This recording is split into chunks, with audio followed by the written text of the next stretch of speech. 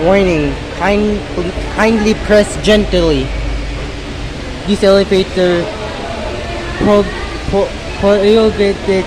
prioritize senior citizens, pregnant women, and person with disability, PWDs.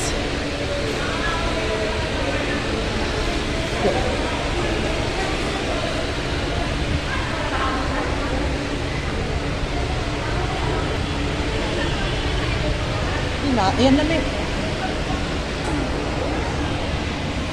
Oh, ay.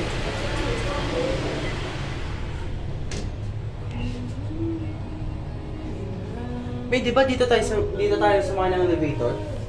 Dito tayo sumakay ng elevator? Wait, ground floor. Yan. Yan.